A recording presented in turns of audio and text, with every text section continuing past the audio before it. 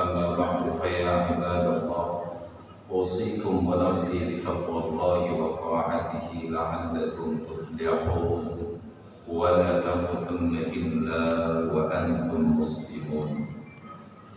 وقال الله تعالى في القرآن العظيم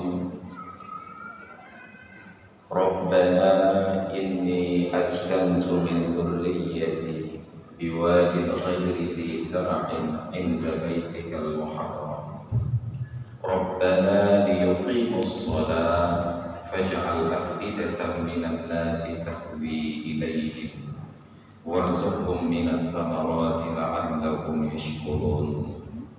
صدق الله العظيم وبلغ رسوله الكريم ونحن على ذلك من الشاهدين والشاكرين والحمد لله رب العالمين. وبعد. Hadirin dan hadirat jemaah salat Id yang dimuliakan Allah, pada hari ini hari raya terbesar umat Islam sehingga dinamakan sebagai Idul Adha. Sering kita sebut Idul Adha karena dalam bahasa Arab korban juga disebut dengan Al-Udhiyah, dan juga kita menyebutnya hari raya haji karena bertepatan dengan pelaksanaan ibadah haji. Hari ini kita menyaksikan sebuah kondisi dan fenomena yang mengajarkan sebuah perkara khusus kepada kita. Saya yakin Bapak dan Ibu sudah mendapatkan selebaran dari panitia pelaksanaan sholat Id bahwa sholat dimulai dari jam 7 lewat 15 menit. Kita bergeser sampai ke jam 7:45 menit. 30 menit bergeser dan tidak sedikit pun kita merasa gundah dan merasa kesal. Padahal terlambat setengah jam dari waktu yang dijanjikan. Kenapa? Karena kita dalam suasana berzikir. Orang-orang yang berzikir itu hatinya tenang, jiwanya tenang. Alladzina amanu wa tatma'innu qulubuhum bi dzikrillah. Orang-orang yang beriman, yang hati mereka itu menjadi tenang karena berzikir kepada Allah. Ada bi dzikrillah tatma'innul qulub. Maka ketahuilah, dengan berzikir kepada Allah hati kita menjadi tenang. Karena itu pula ketika sudah tidak ada tempat untuk berpegang, tidak ada dinding untuk tempat bersandar, pada saat itu kita akan kembali kepada zikir. Coba perhatikan saat gempa terjadi, gak ada tempat untuk bersandar, dinding pun goyang, tiang pun bergoyang.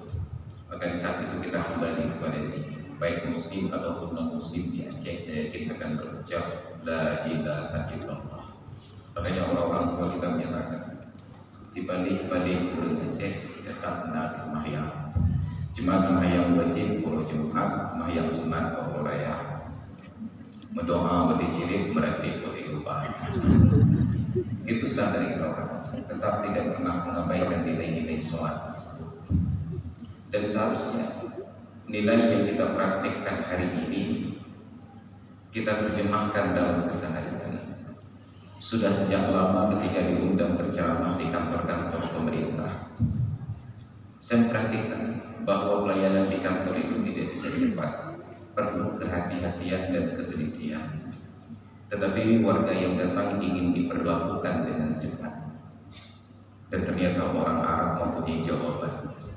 Mereka tulis di atas loket sebagai pengaduan, ij'alu sa'atan tidarikum sa'atan dzikri.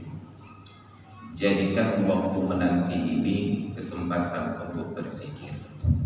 Jadi ketika datang warga minta pelayanan agak sedikit terlambat dari antrian, kailah mohon boleh tiga dunia berdua dan berarti yang menyumbang beberapa warga, insya Allah sulit untuk kita luapkan emosi karena kita diajak untuk berzikir. Maka sepatutnya di kantor-kantor pemerintah pada ruang-ruang pelayanan masyarakat, perizinan dan lain sebagainya, seharusnya diputar musik instrumentalia tentang sholawat, tentang nasyid, agar hati menjadi tenang. Syukur-syukur bila nasyid dan sholawat itu sendiri yang dilantunkan. Tenang, ketenangan batin merasuk ke dalam diri kita dengan untayan-untayan kalimat zikir, apalagi dengan takbir yang menimbulkan motivasi dan semangat. Ketika umat Islam ingin menaklukkan Mesir yang di bawah kekuasaan Romawi, di bawah pimpinan Panglima Amr ibn As, mereka menggabung sebuah benteng yang terdapat di provinsi Fustat, pertahanan terakhir orang Romawi. Umat Islam datang dengan jumlah yang kalah banyak dibandingkan pasukan yang lain. Tetapi ketika strateginya tepat, kata Panglima Amr ibn As, kalau kita datang di waktu siang, mereka melihat jumlah kita. Kalau kita datang di waktu malam, mereka dalam keadaan siaga. Maka kita kepung benteng itu setelah subuh, kita datang dengan suara takbir yang bergema. Ketika strategi ini diterapkan, dikepung benteng dengan lantunan suara takbir, bukan dengan letusan meriam dan senjata. Pasukan Romawi yang di dalam benteng tersebut angkat bendera putih dan menyerah.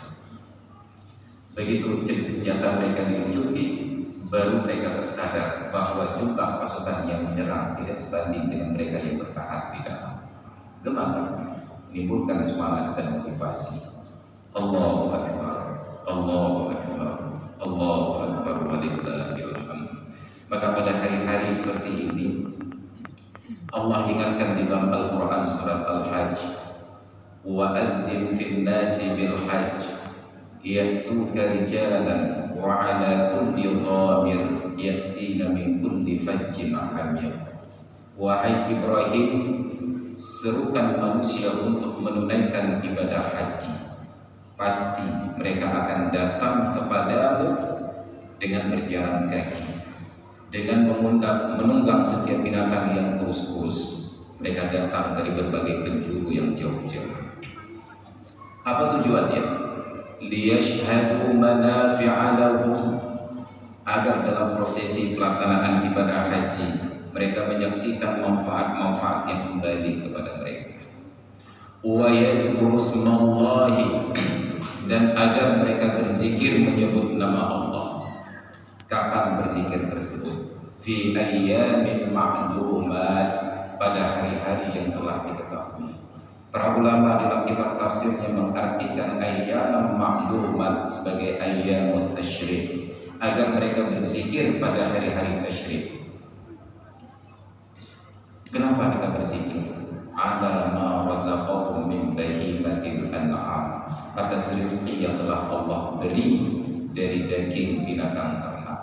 Maka sepatutnya dalam hari-hari yang akan datang, dimanapun tempat di Aceh kita berpijak, yang katanya konon negeri ini bersyariat Islam, maka sepatutnya kumandang takbir yang terdengar.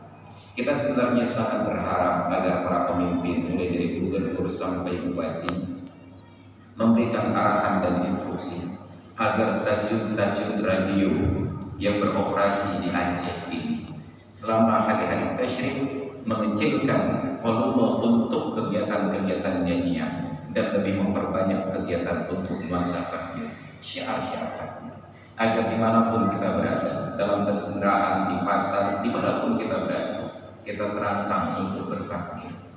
Tapi bayangkan, bahkan di pagi hari raya pun kita masih disambut dengan lagu alamat palsu.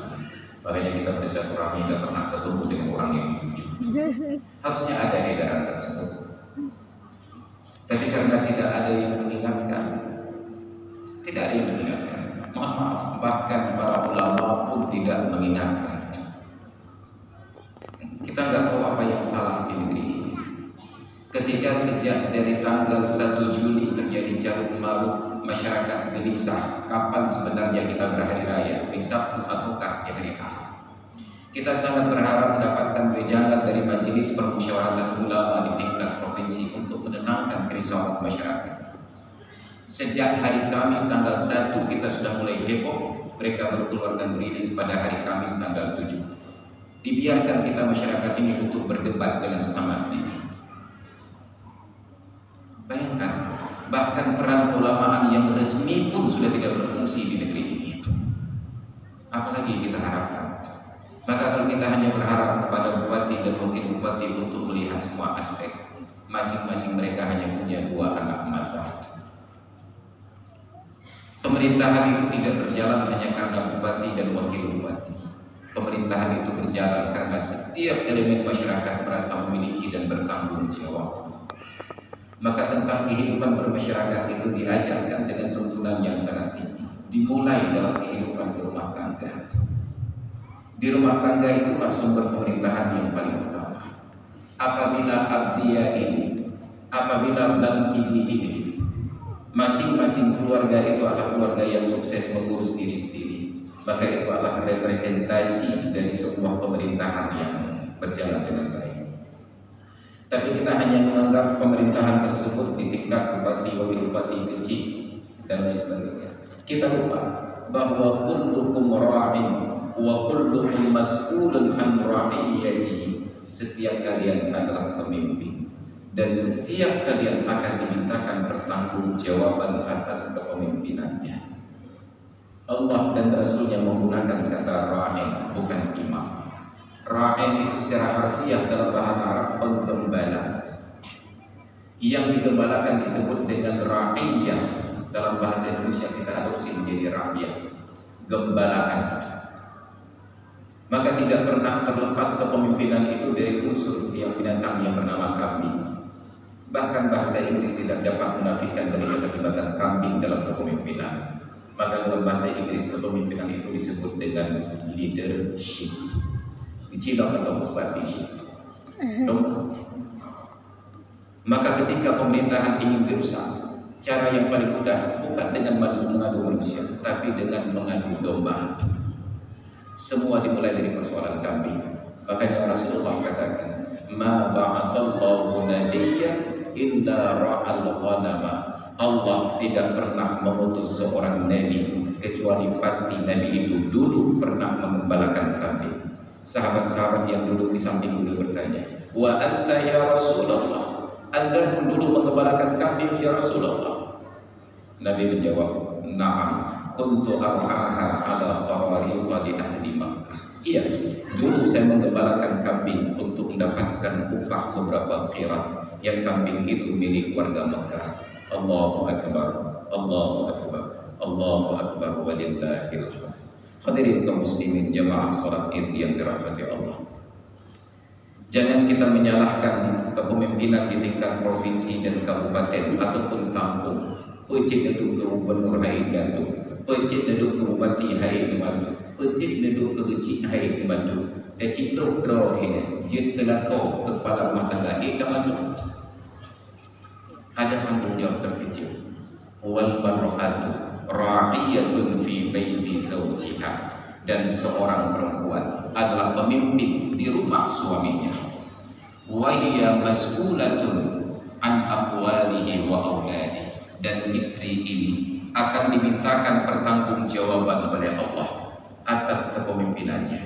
Apa yang dia pimpin? Yang pertama tentang harta suaminya. Maka dalam rumah tangga, ketika seorang pria masih berstatus lajang, dia mencari nafkah, mendapatkan kekayaan, harta miliknya adalah harta milik ayah dan ibunya.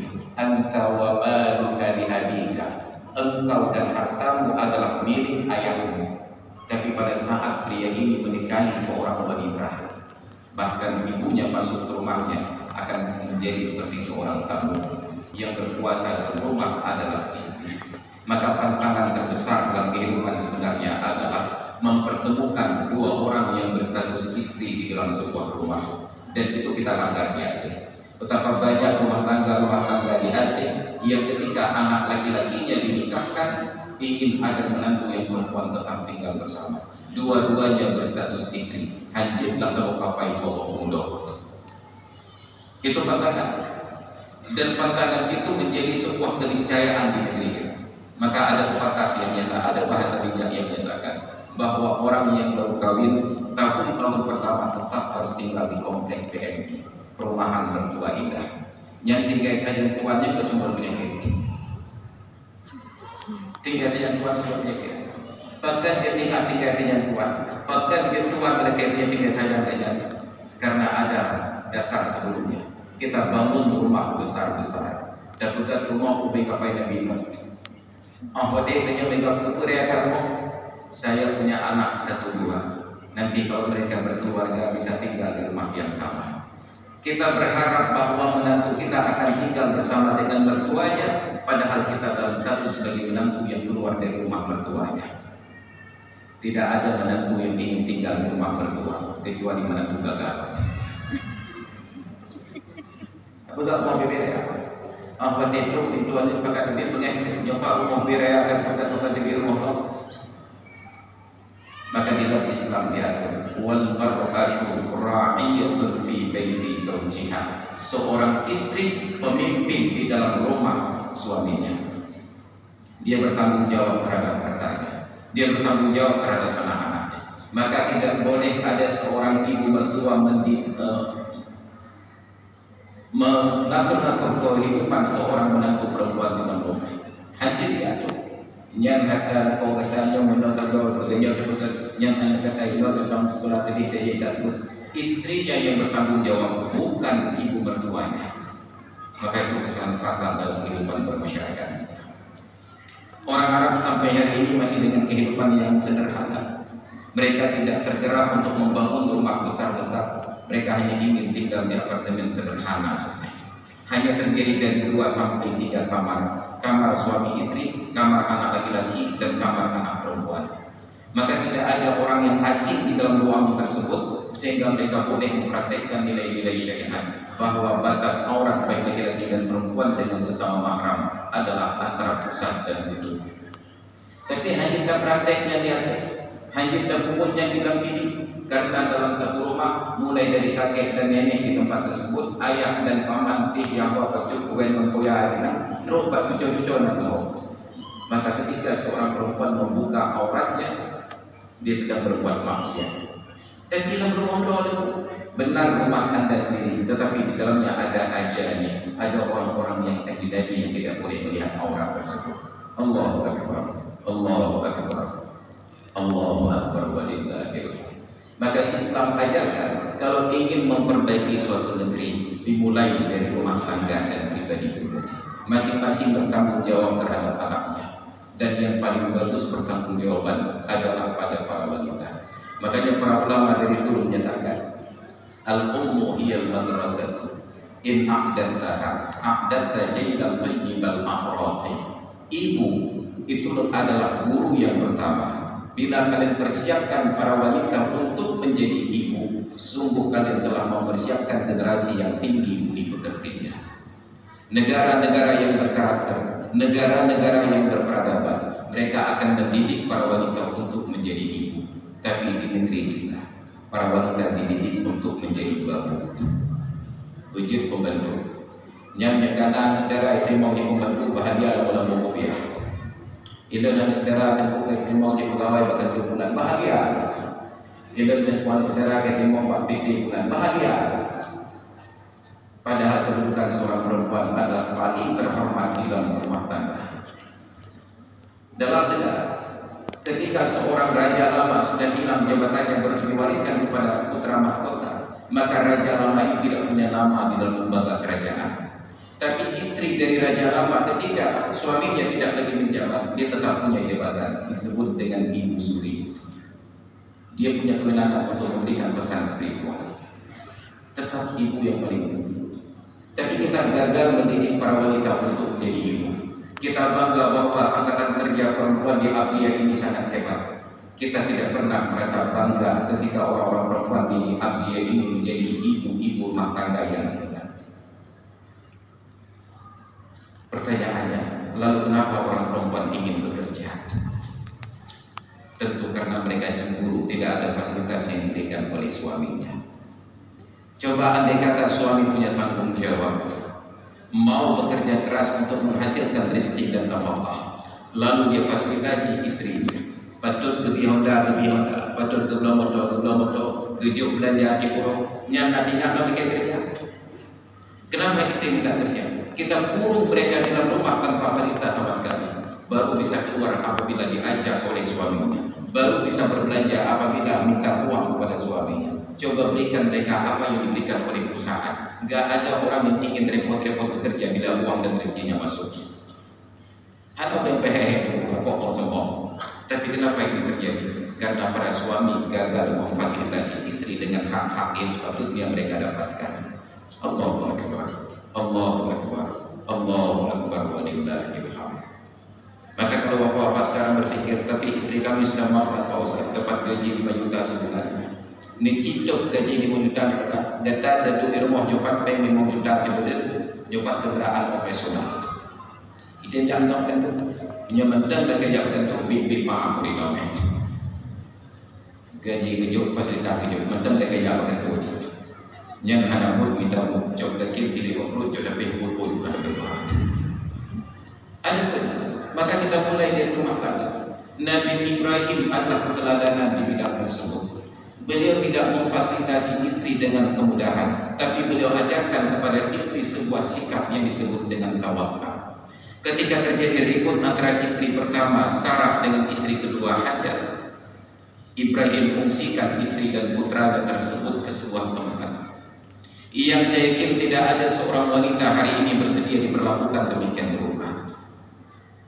Di negeri yang Nabi Ibrahim sendiri ceritakan di dalam doanya, Rabbana inni askantu min dzurriyyati, wahai Tuhan kami, sesungguhnya aku tempatkan sebahagian dari keluargaku, biwadin ghairi dzi zar'in, di sebuah lembah yang tidak ditumbuhi oleh sebatang pohon kayu pun, inda baitikal muharram, di samping rumahmu yang mulia. Mentibak kaya hanya di Masjid Raburung hanya lewat, Masjid binatang hanya dekat. Ketika ditinggalkan Hajar di tempat tersebut, Ibrahim berbalik arah kembali ke Mesir. Hajar bukan wanita yang sangat bodoh sampai lupa bertanya. Maka dia datangi suaminya Ibrahim dan bertanya, ila ayyi syai'in takilna, kepada siapa engkau akan serahkan kami? Ila syarabin takilna atau ila ta'amin takilna, apakah ada sisa minuman dan makanan untuk kami berpasrah diri? Ibrahim bergeming, dia tetap ke arah pandangan yang akan dituju.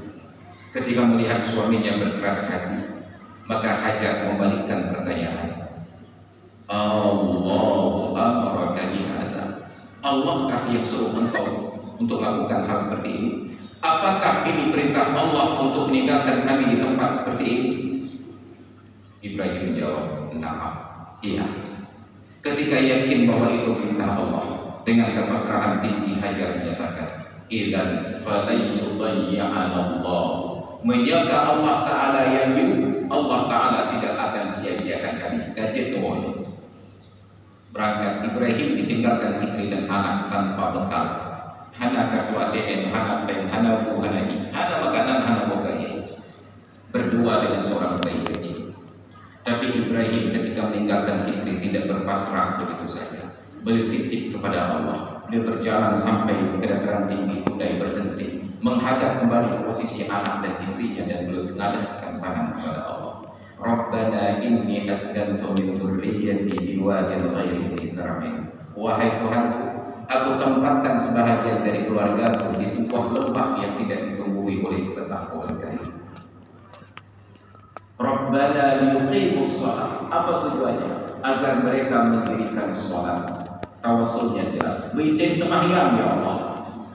Kalau mereka mau sholat, faj'al af'idatan minan nasi tahwi ilaihim, jadikanlah hati-hati sebagian manusia ini cinta kepada mereka. Warzuqhum minal thamarat, dan berikan rezeki untuk mereka dari berbagai jenis buah-buahan.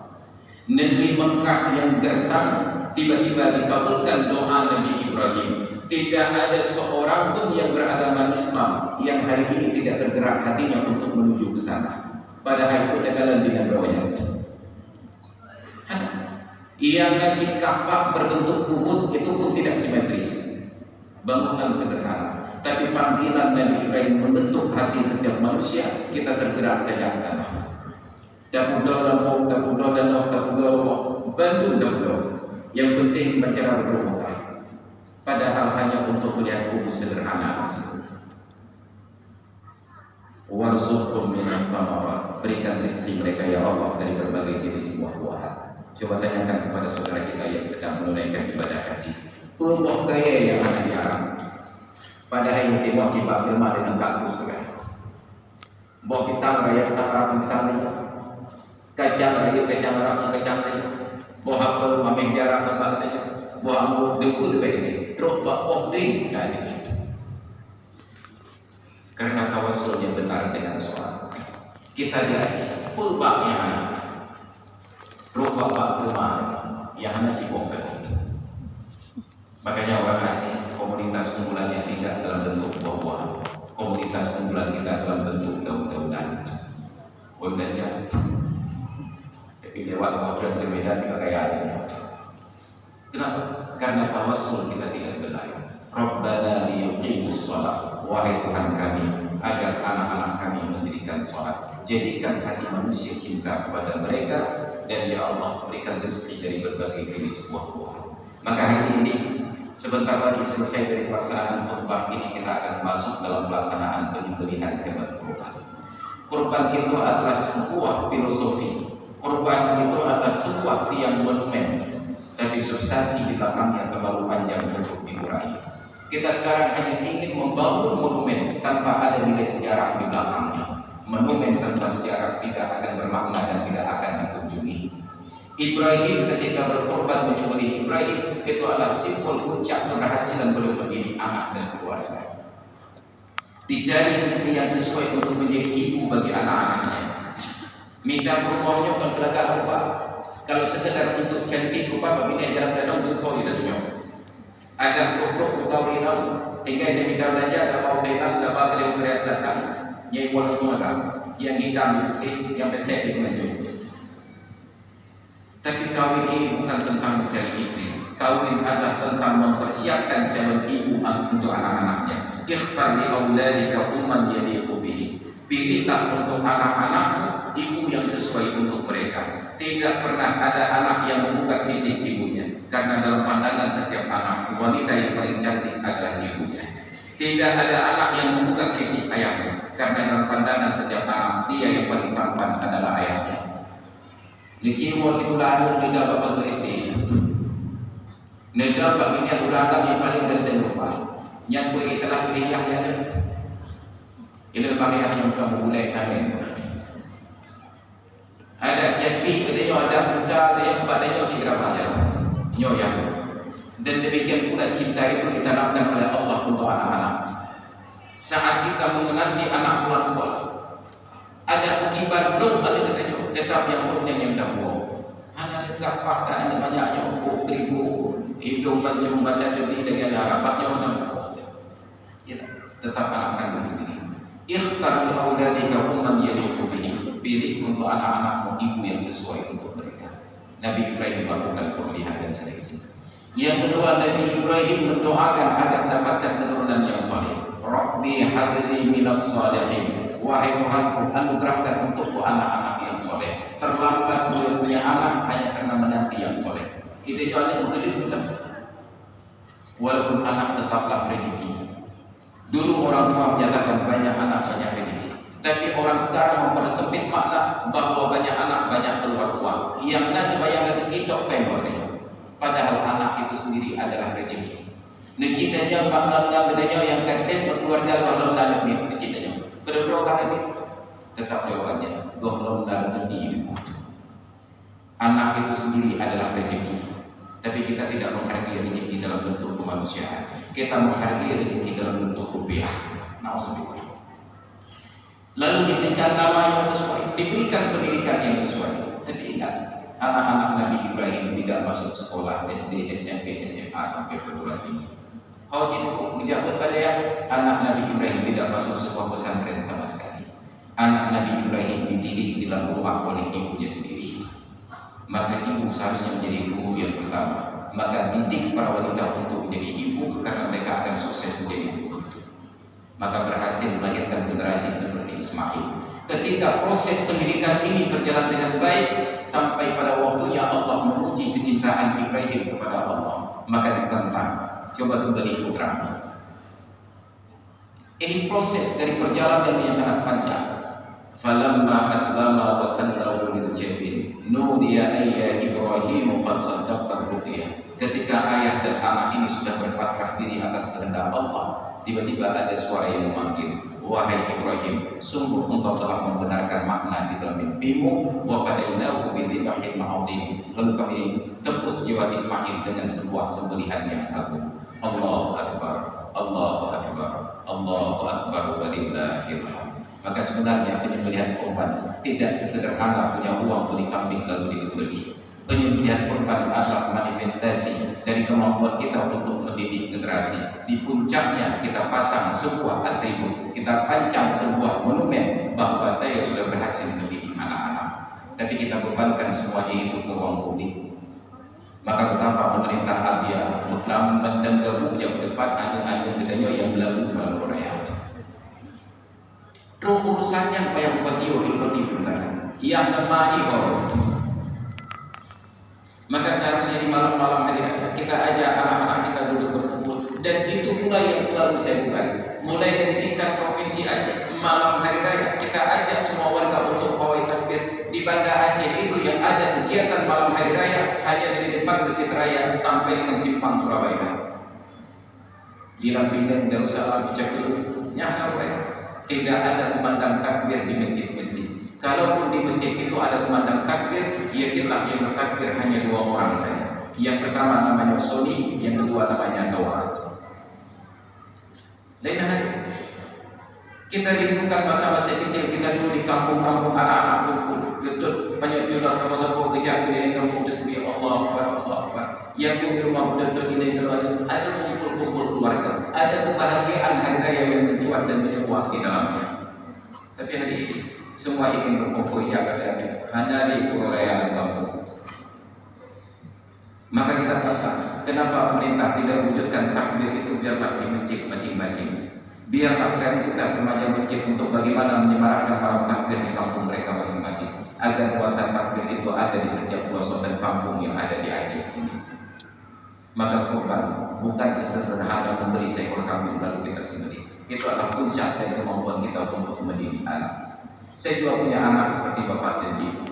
Kalau sekolah usianya sudah kelas 2 SMA, saya antarkan ke pesantren, walaupun saya punya pesantren sendiri.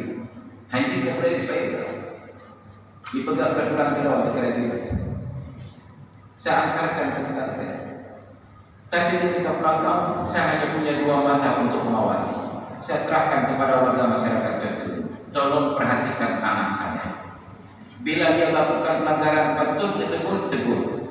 Patut dicekik, dicekik. Patut ditampar, tampar. Patut ditepuk, ditepuk. Dan setiap orang yang mampu melakukan hal tersebut dan dibuktikan dengan foto kirim badan, saya akan ganti untuk anda biaya pulsa pokok murid. Baru 1 orang yang melakukan, dan alhamdulillah tidak sanggup kita untuk mengawasi anak masing-masing sendiri. Juk peluang orang lain untuk mampu mengontrolnya. Nyawa kita dengan sukarela yaitu Pak Anda kerja juga salah. Putar Anda di pokok peng teroli utang. Kontrol sosial tidak akan berjalan. Maka jadikan warga masyarakat peduli kepada anak kita. Berikan rangsangan dan motivasi kepada mereka. Berikan sugesti. Siapapun yang mampu mengawasi anak saya melakukan pelanggaran lalu beritahukan ke saya akan hargai setiap saran Anda tersebut. Misalnya kirim pulsa seperti itu. Insya Allah kemudian sosial itu akan meningkat. Hanya apa yang bukan wakil-wakil di rumahnya permanen. Masing-masing negara.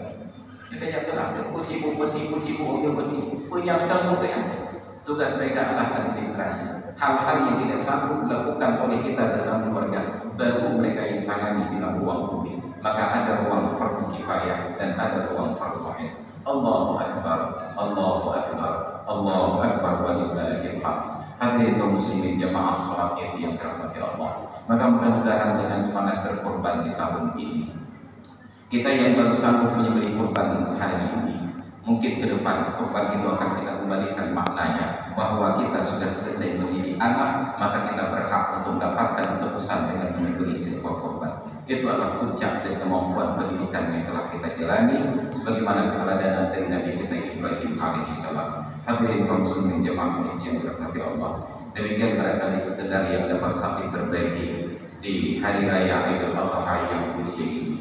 Kita berharap ke depan kalau bukan MPU tingkat provinsi yang memberikan kesedukan di tengah masyarakat dengan proaktif menjawab persoalan, maka sekurang-kurangnya MPU di tingkat kabupaten kota tidak boleh diam hanya menanti saja. Bukan mereka yang di atas, karena yang di bawah tidak punya kewenangan untuk berfatwa.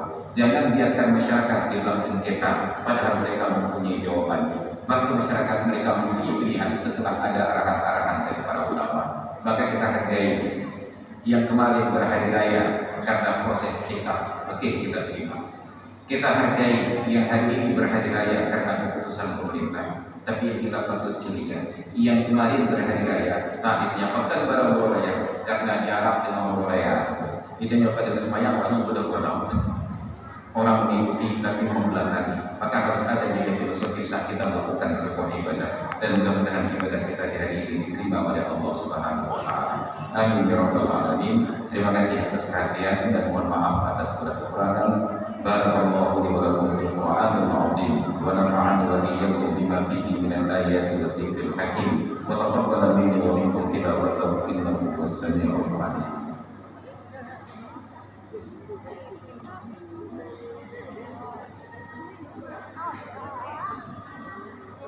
Allahu Akbar, Allahu Akbar, Allahu Akbar, Allahu Akbar, Allahu Akbar, Allahu Akbar, Allahu Akbar, walillahil hamd. Alhamdulillahil wahidil ahad, al-fardis samad, alladzi lam yalid wa lam yulad wa lam yakul lahu kufuwan ahad.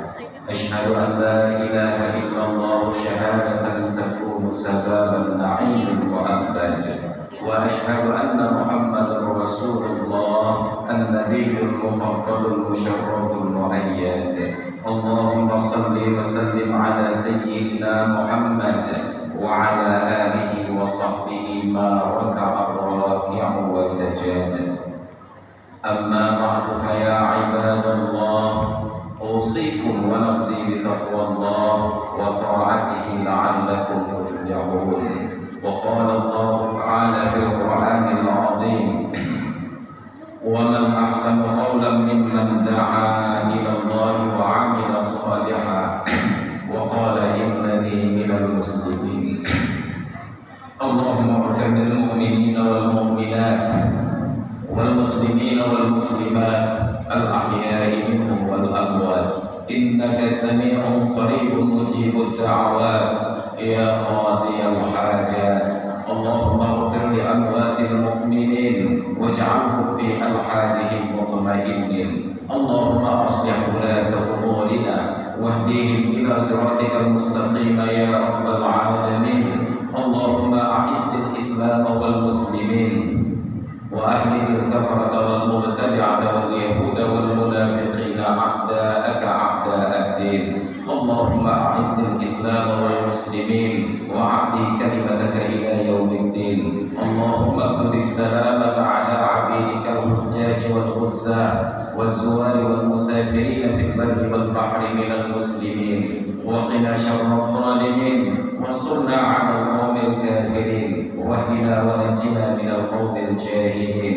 اللهم اغفر للمؤمنين والمؤمنات وتوفرهم مع الأبرار يا عزيز يا غفار يا رب العالمين. عباد الله إن الله يأمر بالعدل والإحسان وإيتاء ذي القربى وينهى عن الفحشاء والمنكر والبغي يعظكم لعلكم تذكرون. فاذكروا الله العظيم يذكركم ولذكر الله أكبر والله يعلم ما تصنعون. السلام عليكم ورحمة الله وبركاته.